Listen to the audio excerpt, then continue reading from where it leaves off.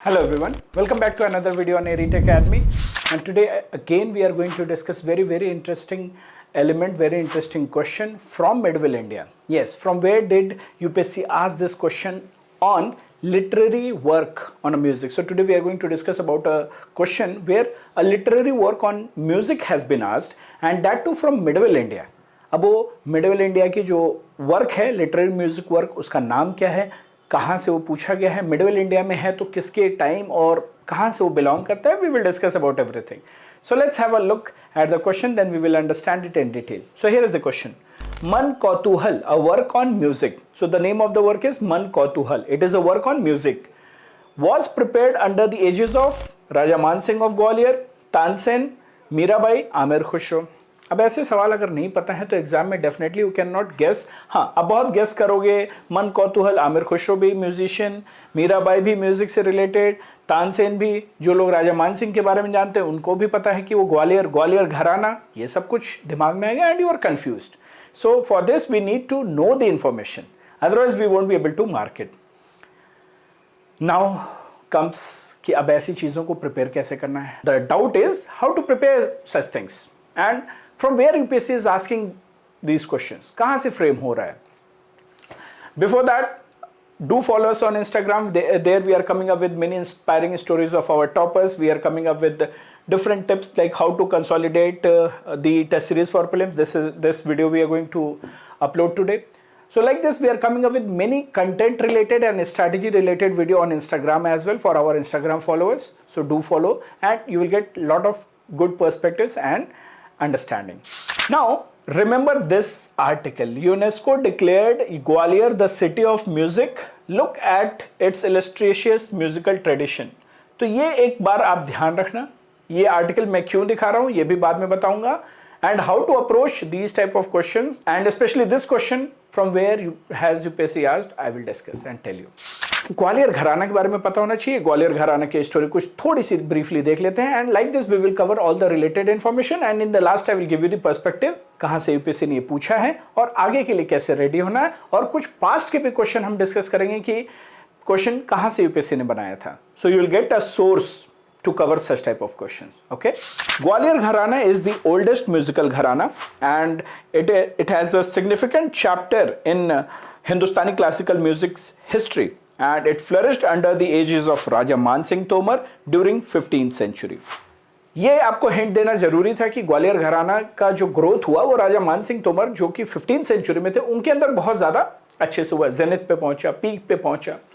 सो ग्वालियर घराना has very important role in the Indian classical music history.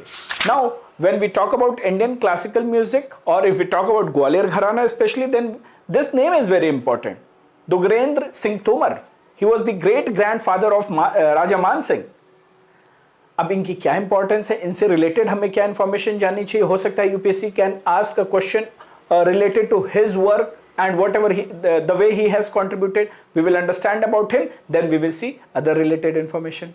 Man Singh's great grandfather Dugrendra Singh Tomar, he was a musician himself and उन्होंने Indian classical music के revival में बहुत बड़ा role play किया through academic interest and through patronages. And he is known to have gifted 2 music treatises in Sanskrit, Sangeet Shiromani and Sangeet Chudamani, to his friend and Sultan of Kashmir, Zain-ul-Abdin. The treaty comprises the detailed discussion on music and musical instrument. In fact, he also composed Vishnupads, जो भगवान विष्णु के praise में song गाए जाते थे, and he used to sing it in a unique style of singing, जो उन्होंने राजा मान सिंह को पास किया, who ascended the throne in 1486. सो राजा मान सिंह की जो स्टोरी है या राजा मान सिंह का जो रोल है ग्वालियर घराना में, उसके पीछे उनके ग्रेट ग्रैंडफादर कहाँ थे जिन्होंने 2 संगीत ट्रीटीज दिया इन संस्कृत, और वो कुछ यूनिक स्टाइल में सॉन्ग्स को गाते थे, स्पेशली भगवान विष्णु के प्रेज में कुछ गाने गाते थे यूनिक स्टाइल में, and that was passed on to Raja Man Singh. Now comes the role of Raja Man Singh. अब राजा मान सिंह ने क्या क्या रोल प्ले किया, उसमें क्या क्या इंपॉर्टेंट है, वो भी हम एक बार डिस्कस कर लेंगे. Then you will get the clear picture, फिर आप डॉट्स कनेक्ट कर पाओगे. Raja Man Singh invented dhrupad and it is a classical genre, and his होरेस and Dhamras also became quite popular. And the king used to take advice from the Sufi saint, जो कि musician खुद हुआ करते थे. And in an attempt to popularize Indian music, he replaced Sanskrit songs with those in simple Hindi, ताकि वो लोगों तक पहुंच पाए. And in that aspect, he wrote Man Kautuhal, that is Quest for Learning, and which is considered as the first treaty of music in Hindi. इससे क्या हुआ, जो ध्रुपद था, ये जो म्यूजिक था, वो ज़्यादा ऑडियंस तक पहुंचा, and it made Dhrupad more accessible. And not only this, the king also built huge music halls in his palace and regular music sessions organize किया करते थे. और his music was also popular among the Sufis, saints as well as Muslim sultans. So this is about राजा मान सिंह. अभी आपको story समझ में आ रही है कि राजा मान सिंह के अंदर जो इंटरेस्ट आया, जो मन कौतूहल हुआ, वो हिंदी में पॉपुलराइज करने के लिए हुआ, ध्रुपद के लिए हुआ. उसके पीछे उनके दादाजी का रोल था, और ग्वालियर घराना कैसे कैसे इवॉल्व हुआ, that we have seen. This is very important. Now, in the starting, I told you, okay, let me quickly tell you what all we have done. So, संगीत शिरोमणि, संगीत चूड़ामणि संस्कृत में था, ये उनके दादाजी ने दिया था, ग्रेट ग्रैंडफादर ने, वो हमें पता होना चाहिए. Raja Man Singh invented Dhrupad, cordial relation with Sufi saints, replaced Sanskrit with Hindi, and wrote Man Kautuhal, Quest for Learning. Throne पे कब बैठे वो? 1486 में. So this we should know. आपको स्टार्टिंग में मैंने ये आर्टिकल दिखाया था, UNESCO declares Gwalior the city of music. ये आर्टिकल क्यों दिखाया? This is the article, it came in Indian Express on 4 नवंबर 2023. 4 नवंबर 2023 को इंडियन एक्सप्रेस में पब्लिश हुआ, and in the same article there were related information. For example, this is the tomb of Tansen which is there in Gwalior. एक तो ये information हमें पता होनी चाहिए. सेकेंड, द आर्टिकल, जब आप आर्टिकल डिटेल में पढ़ोगे तो ग्वालियर घराना, राजा मान सिंह, 15th सेंचुरी, दुग्गेंद्र सिंह तोमर, सबके बारे में म्यूजिशियन थे. संगीत चूड़ामणि, संगीत शिरोमणि, सुल्तान ऑफ कश्मीर, ये सब कुछ दिया हुआ है. Not only that, it has been also mention Man Singh road मन कौतूहल. तो ये सारी इंफॉर्मेशन जो भी मैंने आपको बताई है, ये सिर्फ एक आर्टिकल में इंडियन एक्सप्रेस में था. अभी आपको सोर्स का पता चला. In starting you must be wondering कि ऐसे क्वेश्चंस को कहां से प्रिपेयर किया जाए, यूपीएससी कहां से पूछ रहा है. UPSC is asking these questions from current affairs, and ऐसे बहुत सारे लोग हैं जो कहते हैं कि करंट अफेयर्स का वेटेज कम हो रहा है. No my dear friends, last year itself from our current affairs class 30 questions came directly, indirectly questions came from our class. तो आप करंट अफेयर्स को कैसे कवर करते हो, ये इंपॉर्टेंट होता है. And let me tell you this, in our current affairs class in the month of November we teach in question answer format, तो हमने ये आर्टिकल दिखाया, और उस आर्टिकल में जब ये डिटेल दिया मन कौतूहल, क्योंकि हम भी ये न्यूज़पेपर से ही करंट अफेयर्स को प्रिपेयर करते हैं. सो मन कौतूहल, ये हमारा story of musical past, UNESCO creative cities network, ये सब कुछ है वहां पे. So this is how you have to cover current affairs, is very important. And let me tell this to you. There was a question which was asked by UPSC. However, मन कौतूहल को एक बार देख लेते हैं. Man Kautuhal, work on music prepared under the aegis of Raja Man Singh of Gwalior. ये clear हो गया. Another question, अभी ये वाला क्वेश्चन जो आपने देखा मन कौतूहल का, इसमें तानसेन है, मीराबाई है, आमिर खुसरो है. They all are important. In 2019, there was a question asked by UPSC in CSE prelims with reference to Mia Tansen.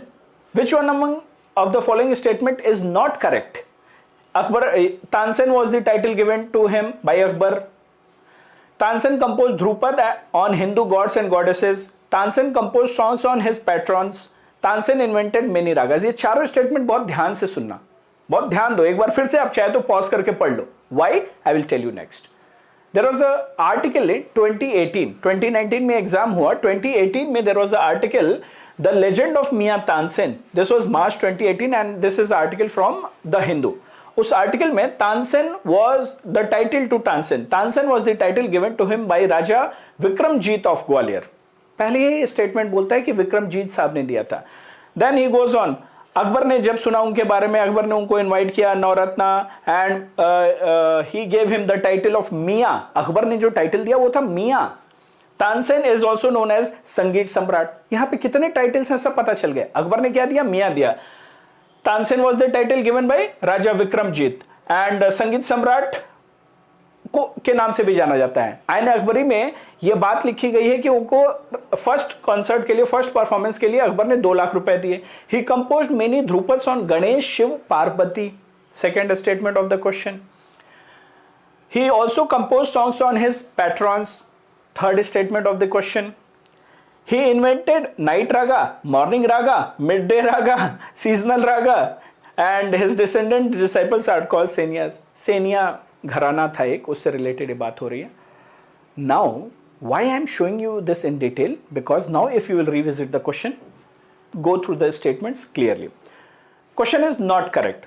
Tansen was the title given to him by Akbar. Akbar gave him the title Mia. Tansen was the title given by another Raja of Gwalior. Tansen composed dhrupas on Hindu gods and goddess, Ganesh, Shiv, Parvati.